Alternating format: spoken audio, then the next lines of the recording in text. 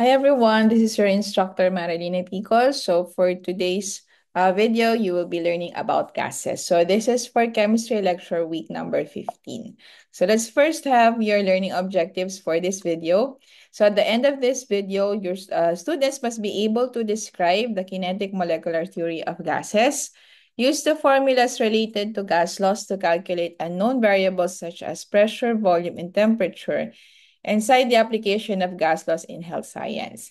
Okay, so for the kinetic molecular theory of gases, meron tayong mga things na kailangan nating maalala about um, sa nature ng gases. So sabi dyan, a gas consists of small particles, so atoms or molecules that move randomly in high velocities. So you can expect na yung molecules or yung atom ng gases is mabilis yung takbo niya. Okay, so they're moving randomly. Pag sinabi natin randomly, that means wala siyang specific direction. So the attractive forces between the particles of a gas are usually very small. So pag sinabi nating attractive force, parang you can imagine like this attractive forces are like glue, no? So parang hindi masyadong magkakadikit yung mga atoms and molecules mo ng gases since masyado lang maliit yung force na pwedeng magdikit sa kanila. Okay, so therefore they can move freely. Okay, so that's why they're able to move at very high velocities. And then the actual volume occupied by a gas molecule is extremely small compared to the volume that the gas occupies. Okay, so kung ang titingnan lang natin is yung mismong gas molecules lang, pinaka-size niya. So, pag pinagsama-sama nyo yun, masyado lang maliit, okay? Yung space na pwede niyang ma-occupy kasi sobrang liit ng mga gas molecules and atoms. Pero, yung volume na actually na o-occupy ng gas natin is malaki. Okay? But not the molecules themselves. So, yung mismong gas kasi since nagmo-move freely yung mga atoms and molecules ng gases nyo, technically speaking, they're occupying a very large space. So you can imagine it like this, na parang kung halimbawa tumatakbo ka, at tumatakbo ka na mabilis. So usually, di ba, ang layo ng nararating mo. So parang ang laki ng space na nakakain mo. Okay, so same thing then when it comes to gases. Now, gas particles are in constant motion, moving rapidly in straight paths. Okay, so hindi tumitigil yung molecules ng gases natin sa pag-move. Kaya sabi pa nga dyan, they're moving rapidly, so mabilis yon. And typically, yung path niya ay straight. So, hindi lumiliko, so dire-diretso lang siya. Now, the average kinetic energy of gas molecules is proportional to the Kelvin temperature. So, ibig sabihin yan, yung gases kasi natin, kapag gumalaw siya, meron siya tinatawag na kinetic energy. Okay? So, yung kinetic energy na yon, pwede tayo magkaroon ng idea kung gaano kalaki yung kinetic energy na yon based dun sa temperature ng gas. Now, sinasabi dito, kailangan natin siya in terms of the Kelvin temperature. So, bakit Kelvin temperature yung kino-consider natin? Kasi sa Kelvin temperature, wala kang negative value. Hindi katulad sa degree Celsius at saka sa degree Fahrenheit, meron kang mga negative values. So, for example, kung ang gas mo is at a temperature of, let's say, 24 degrees Celsius, kung ikukumpara mo siya sa gas that is at, let's say, 20 degrees Celsius, so, masasabi natin na mas mataas yung kinetic energy nung gas na nandun sa 24 degrees Celsius kasi mas mataas yung temperature niya. Okay, but basically, if you're making the comparison, okay lang naman i-compare in terms of the um, what do you call this, in degree Celsius or in degree Fahrenheit. Pero if you really want to be, more strict about this, if we want to be more strict with the definition, mas maganda gagamitin natin is the Kelvin temperature. Kasi pag meron ng mga negative values, minsan nakakalito na. Okay, so it's much better to use the Kelvin temperature kasi wala siyang mga negative values. Okay, now, when it comes to gases, we measure the pressure. So the gas particles are extremely small and move rapidly like what I've said. So masyado silang maliliit at mabilis yung galaw nila. So when they hit the walls of the container, they exert a pressure. Okay, now the gas particles in the air, mostly oxygen and nitrogen, exert a pressure on us called the atmospheric pressure. Okay, kasi di ba, our atmosphere is made up of 78% nitrogen and 21% oxygen. So itong mga gases na to, um, nag-exert sila ng pressure sa atin, which is what we call as atmospheric pressure. Although parang feeling natin, hindi natin siya nararamdaman. Okay, kasi kumbaga yung katawan kasi natin sanay na sa ganung amount of pressure. Now for the volume, so the volume of the gas equals the size of the container in which the gas is placed. So for example, meron kang 1 liter na bottle and the bottle is filled with gas. So we can say na kung ano yung volume ng iyong bottle, ganun din yung volume ng gas na nasa loob nun. So like when you inflate a balloon, you are adding more gas particles, and the increase in the number of particles hits the walls of the balloon increases also the volume. So, mas maraming gas particles ang nandun sa loob ng balloon, mas lalong lumalaki yung volume niya. Now, the most common units that we use for volume, for expressing that, is liters and milliliters. When it comes to temperature, like what I've said kanina, the temperature of the gas is related to the kinetic energy of its particles. So although we measure gas temperature using a Celsius thermometer, all comparison of gas behavior and all calculations related to temperature must use the Kelvin temperature scale. Okay, so madali lang naman mag-convert from Celsius to Kelvin. Okay, so ang ginagawa lang natin dyan, we just add 273. Okay, so yan lang ina-add natin. So dun sa measurement mo ng Celsius, pagpa-plus ka lang ng 273 para makuha mo yung value niya sa Kelvin. Now, the amount of gas is that we denote that with the variable N. So when you add air to a bicycle tire, for example, so you increase the amount of gas, which results in a higher pressure in the tire. So usually we measure the amount of gas by its mass in grams. And in gas cell calculations, we also need to change the grams of gas into moles. Ayan. So kung natatandaan nyo, di ba, pag sinabi natin moles, it's like the number of atoms or molecules in a specific quantity. Okay, so basically, yung grams natin, kino-convert natin siya into moles. So paano nga ulit mag-convert nun? Kukunin natin yung molar mass ng gas na yun. Okay, so for the first law that we have for gases, we call this as the Boyle's law. So the Boyle's law states that the volume of a sample of gas changes inversely with the pressure of the gas as long as there is no change in the temperature and the amount of gas. So sinasabi lang dito is that kung yung temperature mo hindi naman nagbabago at hindi rin nabago yung dami ng gas na nandun sa loob, yung number of moles na gas na meron ka doon sa container mo, sabi dyan, yung volume natin changes inversely. Pag sinabi nating inversely, ibig sabihin nun, kapag tumaas yung value ng volume, bumababa yung pressure. And kapag bumaba naman ang volume, tumataas ang pressure. So, yun ang ibig sabihin ng inversely. So, Boyle's law can be given by this equation. So, you have P1 V1 is equal to P2 V2. So, P1 represents your initial pressure, and then your V1 is your initial pressure. Your V1 is your initial volume. Your P2 is your final pressure, and then your V2 is your final volume. So, let's take a look at this example. When Luisa had her asthma attack, she was given oxygen through a face mask. So the gauge on a 12-liter tank of compressed oxygen reads 3,800 mmHg. So that's millimeter of mercury.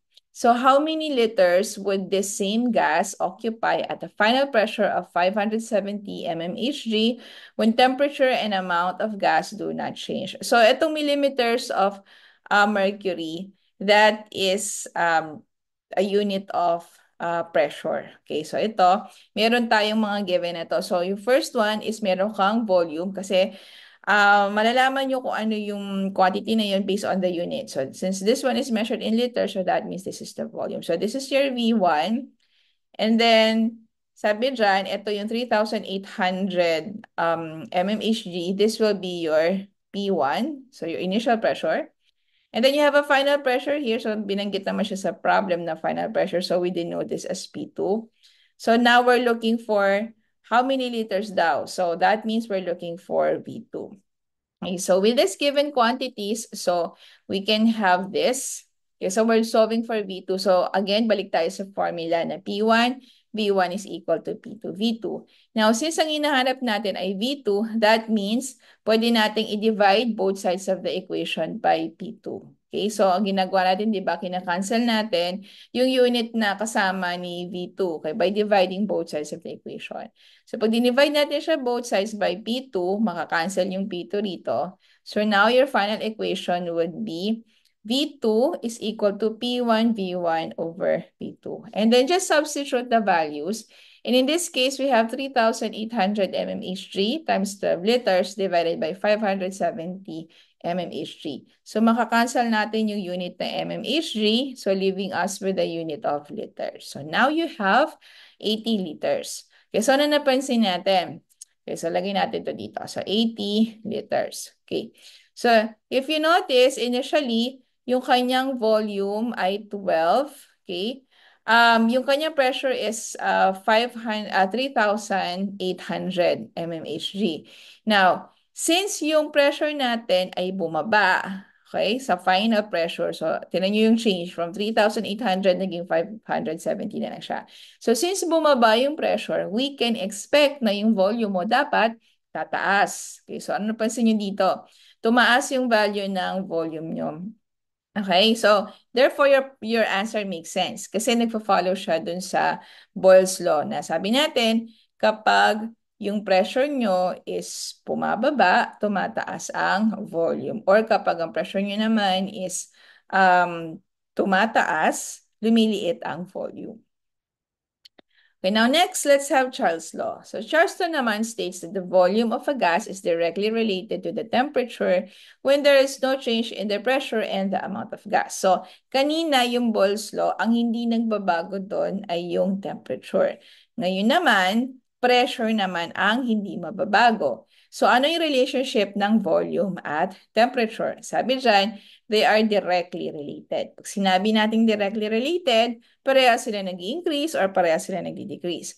So meaning, kapag yung temperature mo tumaas, tataas ang volume. Kapag bumaba ang temperature, bababa rin ang volume. So this is given by the equation V1 over T1 is equal to V2 over T2. So again, V1 is your initial volume, V2 is your final volume, T1 is your initial temperature, and T2 is the final temperature. Now, there's one thing that we need to remember. Kapag nagko-compute tayo ng mga gas laws, lahat ng temperature, kailangan naka-convert siya into Kelvin. Okay? So kung yan ay naka-degree Celsius, magpa-plus 273 ka para makuha mo yung equivalent niya into Kelvin. So for example, helium gas is used to inflate the abdomen during a laparoscopic surgery. So a sample of helium gas has a volume of 5.40 liters and a temperature of 15 degrees Celsius. So what is the final volume in liters of the gas after the temperature has been increased to 42 degrees Celsius when the pressure and the amount of gas do not change? Okay, so walang pagbabago sa pressure. So meaning, it will follow Boyle's law. So let's look at the given. So meron tayong volume na 540 liters. So you can assume this as your V1. And then meron tayong temperature na 15 degrees Celsius. So you can assume this as your T1. Now remember ito, yung 15 degrees Celsius, you need to convert this into Kelvin. So magpa-plus 273 tayo. Then for the next one, tinatanong sa atin ang final volume. So we're looking for V2. And sabi dyan, the gas after the temperature has increased to 42 degrees Celsius. So yan, 42 degrees. Ito yung ating T2. So based dito sa given, so tumaas yung temperature niya. So anong i-expect nyo na value ng final volume? So since tataas ang volume kapag tumaas ang temperature, so expect natin na dapat yung makukuha nating value sa final volume is mas mataas or greater than 540 liters. Okay, so now let's do the math. Okay, so this is your given quantity. So ito, pag pinlas natin yung 273 sa 15 degrees Celsius for T1, that's 288 Kelvin. And then for T2, 42 degrees Celsius plus 273, so you'll get 315 Kelvin. So going back to our equation, so we have V1 over T1 is equal to V2 over T2. So since ang hinahanap natin ay V2, ang first step na gagawin natin is cross-multiply niyo muna yan. Okay? So pag kinross multiply nyo yan, ito yung makukuha nyo yung sagot. You have V1 T2 is equal to V2 T1. Pero since V2 ang hinahanap natin, gusto nating maalis yung T1 dito. Okay? So, i-divide natin both sides of the equation by T1. So, para ito, makancel siya dito. So, now leaving you with the equation, V2 is equal to V1 T2 over T1.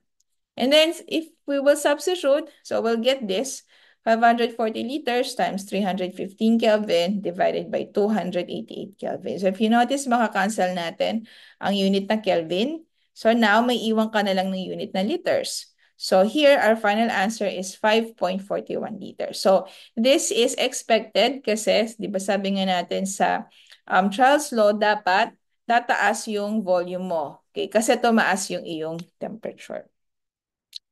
Now, the next one is what you call as the Guy-Lussac's law. So, this time naman, sabi dito, yung ating volume naman ang constant. So, hindi na bago ang volume. So, tingnan natin ang relationship ng pressure to the absolute temperature of the gas. So, sabi dyan that the pressure exerted by a gas of a given mass and kept at a constant volume varies directly with the absolute temperature of the gas. So, again, ayan na naman yung varies directly. Ibig sabihin ng varies directly, pag in-increase mo yung isa, mag-i-increase din yung kabila. So, we can expect na pag tumaas ang pressure mo, pag tumaas ang temperature mo, tataas din ang pressure. Okay? So now this is given by the formula P1 over T1 is equal to P2 over T2. So parang similar siya ng Charles' law, diba? Okay, so sa Charles' law naman, V. Sa Gay-Lussac's law, it's P naman. Okay, so let's have this problem. So home oxygen tanks can be dangerous if they are heated because they can explode. Now, suppose an oxygen tank has a pressure of 120 atmospheric pressure. ATM nga pala means atmospheric pressure. At a room temperature of 25 degrees Celsius. So therefore, you can consider this 120 ATM as your P1 and then your 25 degrees Celsius as your T1. Again, yung temperature po natin, since naka-degree Celsius, i-convert po natin yan sa Kelvin. So if a fire in the room causes the temperature of the gas inside the oxygen tank to reach 402 degrees Celsius. Okay, so this is your final temperature. So this is your T2. Now, what is the pressure in atmosphere if the volume and amount of gas do not change? So tinatanong sa atin yung magiging final pressure niya. So we're looking for P2. Now, sabi dyan, the oxygen tank may rupture if the pressure inside exceeds 180 atm. So, would you expect it to rupture? Okay, so paano na natin malalaman kung mag-rupture siya? So, first, we have to compute for P2. So, using the given quantities, so again, for the temperature, mag-add tayo ng 273, okay, sa ating temperatures para makuha siya in Kelvin. So, for T1, we have 298 Kelvin, and then for T2, you have 675 Kelvin. So, going back sa equation natin, you have P1 over T1 is equal to P2 over T2. So, to solve for P2, so gagawin ulit natin, cross-multiply muna. So it will not look like this. You have P1 T2 is equal to P2 T1. But since you're looking for P2, i-divide natin both sides of the equation by T1 para makancel ang T1 dito sa right side, leaving you with P2. So therefore, the final equation for P2 is P1 T2 over T1. Yeah, and then if we will substitute, we get 120 ATM times 675K divided by 298K. So as you can see, makakancel natin yung unit ng Kelvin. And pag in-input natin ito sa calculator, what we will get is 272 ATM. Okay, so ito na yung ating final pressure. So we're expecting this kasi since tumaas ang temperature natin, yung ating pressure is also expected na tataas. Now, since sabi dun sa problem, siya ay, pag nag-exceed siya ng 180 ATM, magra-rupture siya. So, since the value that we got here is greater than that, 272, so we can expect that the gas will eventually rupture. The gas tank will eventually rupture. Okay? Now, the next one is what we call as your combined gas law. So, pag sinabi natin combined gas law, parang pinagsama-sama nyo yung Boyle's law, Charles' law, at Gay-Lussac's law. So in this case naman, ina-assume natin na yung amount of gas nyo or the number of moles does not change. So, ibig sabihin dito, lahat nagbabago. So, pwede magbago ang P, pwede magbago ang V, pwede magbago ang T. Kasi kanina sa Boyle's Law, for instance, ang hindi nagbabago doon is yung volume. Sa Charles' Law, ang hindi nagbabago ay ang pressure. Sa Gay-Lussac's law, ang hindi nagbabago ay volume. So, pag combined gas law, lahat to walang constant. So, lahat sila ay changing. So, for example, you have a 25 ml bubble is released from a diverse air tank at a pressure of 4 atmospheric pressure and a temperature of 11 degrees Celsius. So, itong 25 ml na to, we can consider this as your V1. And then you have a pressure of 4 atm, so this is your P1. And you have a temperature of 11 degrees Celsius. So this is your T2, T1. Now remember, itong degree Celsius convert again sa Kelvin. Do not ever make this mistake na hindi nyo mako-convert si Celsius into Kelvin kasi mamamali kayo ng competition kapag Celsius yung ginamit nyo. Okay, now next, what is the volume? So we're looking in terms of V2, sabi dyan, in the unit of milliliters of the bubble, when it reaches the ocean surface where the pressure is 1 atm, so this is now your P2, and the temperature is 18 degrees Celsius, so this is your T2. Okay? So sabi dyan, assume that the gas in the bubble does not change, so that means we're gonna use the combined gas law. So, given the following quantity, so ito na po yung ating mga given. So, kinonvert ko na yung T1 at saka T2 into Kelvin. So, we have this equation P1 V1 over T1 is equal to P2 V2 over T2. Since we're looking for V2, okay, first step parati pag ganito is magko-cross multiply tayo. Okay, so it will now look like this. P1 V1 T2 is equal to P2 V2 T1. Yan. Now, since ang hinahanap natin ay V2, that means i-divide natin both sides of the equation by P2 and T1 kasi ito yung kasama niya. So, pag ginawa natin yun, makakancel natin siya dito sa right side of the equation. So, leaving you with the equation, V2 is equal to P1 V1 T2 over P2 T1. Substitute lang natin yung mga values natin. So, we have 4 atm times 25 ml times 271 Kelvin over 1 atm times 284 Kelvin. Now, remember, if you're gonna use a calculator, make sure na ito naka-open close parenthesis pag minultiply nyo. Same thing din dito, naka-open close parenthesis. Or better yet, pwede nyo rin naman gawin na ito muna input nyo and then press equal sign. And then after that, ito naman, open close parenthesis nyo. Okay, so this is what you will get. You'll get 102 ml. Okay, so there you go. So in this case, medyo mahirap i-predict. Okay, mahirap siya i-predict kung tataas ba siya, bababa pa siya. Kasi ano to this is combined gas law. So wala nang constant sa kanila.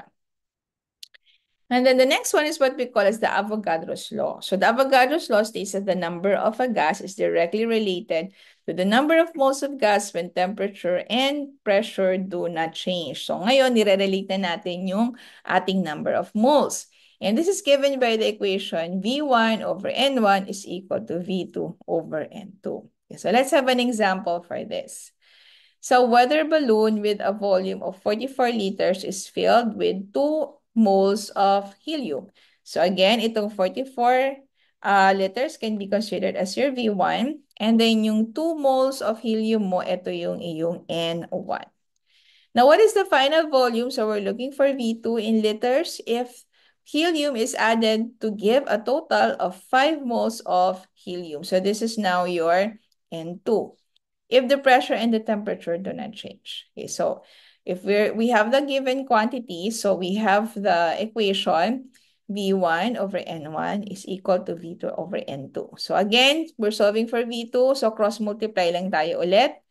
So now we have V1 N2 equals V2 N1. So since ang kasama ni V2 ay N1, i-divide natin yung both sides of the equation by N1. So para dito, makakancel siya. So now leaving you with V2 is equal to V1 N2 over N1.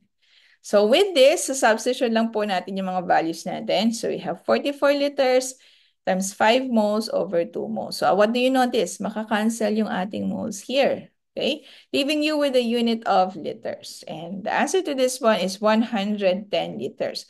So expected na natin na dapat tataas ang volume kasi tumaas yung volume, tumaas yung ating amount of gas. Okay, so yung N natin. So since they are directly proportional. Now, sa mga gas problems, we will encounter terms such as what you call as STP. So pag sinabi nating STP, it means standard temperature and pressure. Ang standard temperature natin, ang value is exactly 0 degrees Celsius or that is 273 Kelvin. And yung standard pressure naman is exactly 1 atm, which is also equivalent to 760 mmHg. So ito yung mga common units of pressure na pwede nating magamit. So pag sinabi halimbawa sa problem na this is a standard temperature, so automatically dapat alam nyo 273 yon. So pag sinabi sa problem na at standard pressure, that means that's 1 atm or 760 mmHg. So I'll give you an example here. So before we go to that, let's move on first with the ideal gas law, no? So yung ideal gas law, the ideal gas law is the relationship between the four properties used in the measurement of gas, which is the pressure, volume, temperature, and the amount of gas. So para magkakasama na siya. So PV is equal to nRT. Ito yung equation natin dyan. Now we have what we call a value which is R. This is a constant. So pag sinabi natin constant, hindi po siya nababago. At ang kanyang value is 0.0821, that's liter ATM over mole K. Okay, so let's have let's have an example for that. Dinitrogen oxide, N2O, which is used in dentistry, is an anesthetic called the laughing gas. So what is the pressure in atmospheres of 0.350 moles of laughing gas at 22 degrees Celsius in a 5-liter container? Okay, so let's look at the given. So ito ay 0.350. So this is the number of moles. So ito yung iyong N. And then you have 22 degrees Celsius. This is your temperature. And you have 5 liters. This is your volume. Okay, so ang tinatanong sa atin ay pressure. So if we will solve for the problem, so ito na po yung mga values natin sa given. So remember, we have to convert yung ating temperature into Kelvin. Okay, so we have the equation PV is equal to nRT. So since ang hinahanap natin dito ay P, okay, so that means kailangan natin i-divide both sides of the equation by V para ma-cancel po siya dito. Okay, so now you have the equation P is equal to nRT over V. So, isa-substitute po natin siya. We have this. So, 0.350 moles times 0.821 liter ATM mole Kelvin times 295 Kelvin divided by 5 liters. So, if you notice, makakancel natin dito yung unit na mole. Makakancel yung unit na liter. At may makakancel yung unit natin ng Kelvin. So, leaving you with the unit of ATM, which is a unit of pressure. So, therefore, tama po yung ating formula na ginamit. So, now the answer here would be 1.70 ATM. Okay? So, yan po. Alright. So, sobrang dali lang po niyan. Again, possible na ma-encounter nyo dito sa mga word problems na to. Again, yung word na standard pressure and standard temperature. So, basta kabisado yung mga values na yon, alam niyo na kung paano siyang gagamitin sa equation.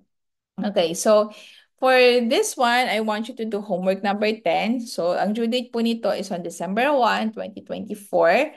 And after this video, you'll have the last lecture video, which is for solutions. Okay, so please make sure to follow the due date para hindi po tayo matatambakan ng ating mga isasubmit na mga homework. Okay, so and then after this one, I will be scheduling your quiz. I will just announce it via Viber. So please make sure to stay tuned on your Viber GCs for more updates on the announcement of the quizzes, the schedule for the quizzes. Okay, so with that, guys, thank you so much, and I'll see you guys on the next lecture video.